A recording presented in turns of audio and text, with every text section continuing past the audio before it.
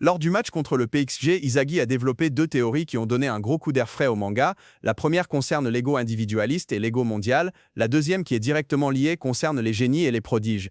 Je vais donc m'engager à les expliquer de la manière la plus claire possible. Tout d'abord, il faut comprendre que pour être caractérisé comme un génie ou un prodige, il faut quand même avoir un certain niveau. Un Anase, un Igaguri ou un Sandu ne peuvent ni être considérés comme prodiges, ni être considérés comme génies. Ensuite, pour faire partie de la catégorie des génies, il faut présenter au moins une caractéristique parmi les deux que je vais citer. La première caractéristique est directement liée à l'ego individualiste. Pour faire simple, ça implique que leur ego mette en avant leur propre personne, faisant que concrètement, leur jeu est basé sur leurs pulsions propres. Ces pulsions leur donnent une créativité, une fantaisie tout simplement inimaginable pour les gens normaux ou rationnels. Par exemple, rien qu'avoir l'idée de faire 5 fakes volés en plein match est impossible pour les gens normaux. Décider de tirer entre les jambes de deux joueurs est pratiquement impossible aussi. Pour citer quelques pulsions comme exemple, il y a la volonté d'exploser de Shidu, la volonté de tout détruire de Rin, etc. La deuxième caractéristique est simplement liée à une capacité possédée par le joueur. Cette capacité doit cocher 3 cases. Premièrement, elle doit être maîtrisée à un tel point qu'elle suffit à elle seule pour performer. Deuxièmement, la maîtrise de cette compétence doit être tellement élevée que l'utilisateur fait au moins partie du top 3 dans ce domaine. Une place dans le top 3 mondial signifie que l'entraînement ne suffit pas pour atteindre ce niveau de maîtrise, faisant donc de cette compétence un talent inné. Troisièmement, cette capacité doit être soit technique, soit physique. L'intelligence de jeu n'en fait donc pas partie. Pour citer quelques exemples, on peut prendre Nagi, son arme de contrôle lui a permis de 1v3 des joueurs professionnels, et même lorsqu'il n'avait pas d'ego, il a aisément battu Aryu et Nico, et réussi à tirer sous la pression de Don Lorenzo, faisant que son contrôle coche la première case. Son niveau de contrôle est extrêmement élevé, il est d'ailleurs le numéro 1 dans ce domaine dans le monde entier, c'est donc un talent inné, et enfin c'est une aptitude purement technique. La vitesse de Loki est aussi un bon exemple, mais cette fois-ci c'est une aptitude purement physique. Pour l'instant, 11 joueurs ont été confirmés comme étant des génies. Il y a Zantetsu Nagi, Baru, Bashira, Kunigami, Shigiri, Yukimiya, Shidu, Rin, Noel Noah et Julian Loki. Pour ceux qui sont étonnés d'entendre Zantetsu ou Kunigami, rappelez-vous que ceux qui ont l'ego individualiste sont confirmés comme étant des génies. Si j'ai bien insisté sur le fait qu'il faut qu'un génie possède une seule des deux caractéristiques citées pour être cité comme tel, c'est parce que Baru par exemple ne possède pas de capacité innée mais reste un génie de par son jeu irrationnel basé sur sa pulsion. Dans le même temps, Shigiri possède une capacité innée mais n'a pas un style de jeu irrationnel, prouvant donc que c'est bien une seule des caractéristiques qui suffit. Pour ce qui est des prodiges, c'est beaucoup plus simple, ils sont simplement caractérisés par leur extrême rationalité, leur style de jeu repose donc principalement sur ça. Les prodiges confirmés sont donc Izagi, Kaiser, Charles, Iori, Karasu et Reo. En plus d'eux, il y a une très grande probabilité que Nico, Haiku et Sae en fassent aussi partie. Il faut maintenant dégager quelques observations intéressantes. Premièrement, la métavision semble être une capacité entièrement dédiée aux prodiges, tandis que l'œil du prédateur semble être une capacité entièrement dédiée aux génies. Deuxièmement, si on fait le classement des 10 meilleurs joueurs chez les U20, en tout cas ceux dont on connaît leur catégorie, on peut donc remarquer que l'équilibre dont parlait Izagi est exact. Il y a 5 prodiges et 5 génies parmi le top 10, les prodiges et génies sont donc sur le même pied d'égalité. En revanche, quand on fait le top 10 des meilleurs attaquants, donc en enlevant les milieux offensifs et en retenant uniquement buteurs et ailiers, eh bien on se rend compte que cet équilibre est clairement rompu, les génies sont clairement supérieurs aux prodiges.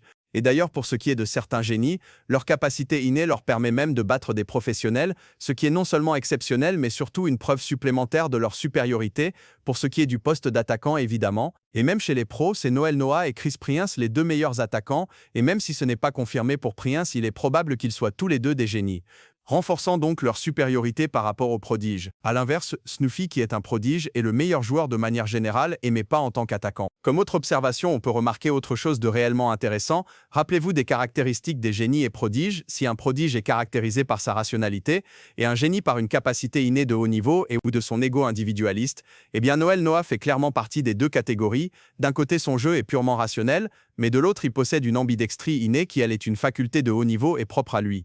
Il y a donc une troisième catégorie qui correspond à la symbiose entre un génie et un prodige, et ce n'est pas le seul joueur qui semble en faire partie.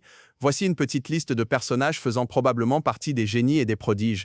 Le premier est évidemment Michael Kaiser. Son Kaiser Impact reste une arme innée de haut niveau et qui repose sur des aptitudes physiques, c'est donc bel et bien une capacité de génie. Si Izagi l'a malgré tout inséré parmi les prodiges, c'est parce qu'il a considéré que son Kaiser Impact était un simple outil au service de sa rationalité. Et même si effectivement ce n'est pas une arme qui suffit à elle seule pour performer à la différence du contrôle de Nagi, avec l'obtention du Magnus tout a changé.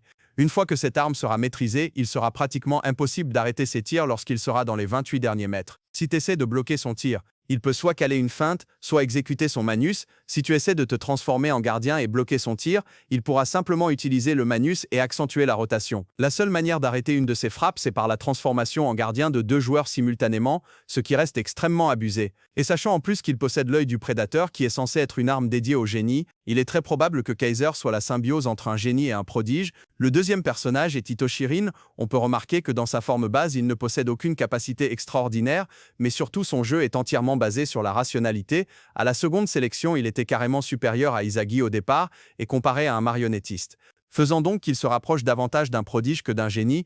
En revanche, dans son mode flow, ses capacités techniques décuplent au point qu'il peut dribbler une défense entière tout seul, mais surtout son jeu est entièrement basé sur sa pulsion destructrice.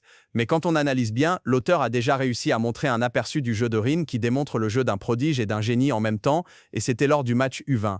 Son mode flow à ce moment-là était bien différent de celui montré lors de la Neo Egoist League. Lors du match U20, son flow consistait à détruire tous ses opposants en leur faisant dévoiler leur arme de prédilection. De plus, son ego était totalement détaché de l'opinion de ses coéquipiers ou de Sae, et donc basé sur lui-même, alors que lors de la Nail, son ego vise quand même à détruire, mais cette fois il s'en fout de battre son adversaire sur son domaine, et ce qui l'intéresse principalement c'est humilier et détruire Izagi, et cette humiliation passe par le percuter. De plus, son ego semble dépendre de l'opinion de Sae, mais si on se concentre sur leur mode opératoire, le Rinflow pendant la Nail utilise son talent technique, mais le Rinflow pendant le match U20 utilise bel et bien sa rationalité pour détruire ses adversaires. On a donc un joueur qui a un ego basé sur une pulsion qui est la destruction mais qui l'exécute, non grâce à une aptitude technique ou physique, mais bien grâce à sa rationalité. Le prochain joueur est méconnu et très sous-coté, mais c'est Hiragi. Pour lui, c'est très simple, il a une arme innée de génie de par son contrôle et dans le même temps, il a un jeu basé sur une rationalité pure. Ensuite, il y a Charles Chevalier, il a été confirmé comme étant un prodige, mais on peut voir qu'il a comme pulsion de rechercher l'inattendu. Il réalise donc des actions qui semblent irrationnelles, et ça c'est clairement une caractéristique des génies. C'est d'ailleurs le seul utilisateur de métavision avec Izagi qui possède des yeux qui lui sont totalement propres, et ce n'est clairement pas un hasard. Et le dernier personnage est Mika Gereo, c'est un prodige confirmé, mais sa probable appartenance au génie est directement liée à son arme, la copie parfaite.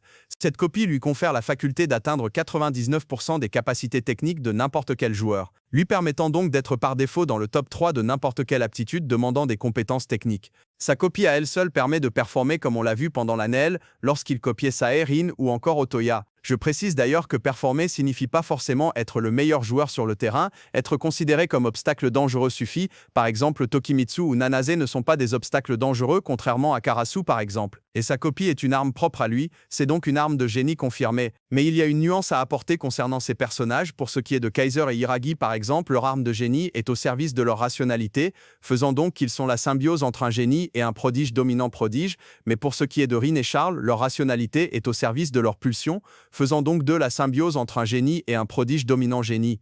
Mais le cas de Reo est beaucoup plus spécial, contrairement aux autres génies, il n'a aucune pulsion particulière, son appartenance à cette catégorie provient uniquement de son arme, faisant qu'on peut dire que sa rationalité est au service de son arme de copie, de par le fait que grâce à cette rationalité, il pourrait utiliser son arme d'une meilleure manière, mais de l'autre côté, on peut dire que son arme est au service de sa rationalité. En fait, son arme peut parfois nécessiter sa rationalité, comme par exemple lorsqu'il copie Sae, mais dans le même temps, cette rationalité peut sembler obsolète lorsqu'il copie Otoya, Shidu ou même Nagi. Reo est donc une anomalie dans une anomalie, c'est le seul joueur du manga qui présente un équilibre parfait entre son côté génie et prodige. J'espère vraiment que l'auteur ne va pas le brider comme il l'a fait plus tôt et vraiment exploiter son arme au maximum. Enfin bref. On arrive à la fin de la vidéo, j'espère que vous avez tout compris au sujet des génies et prodiges. Si vous avez aimé, n'hésitez pas à vous abonner, à partager, à mettre un pouce bleu. Et pour ceux qui ne sont pas d'accord avec un ou plusieurs de mes arguments, n'hésitez pas non plus à le notifier dans les commentaires.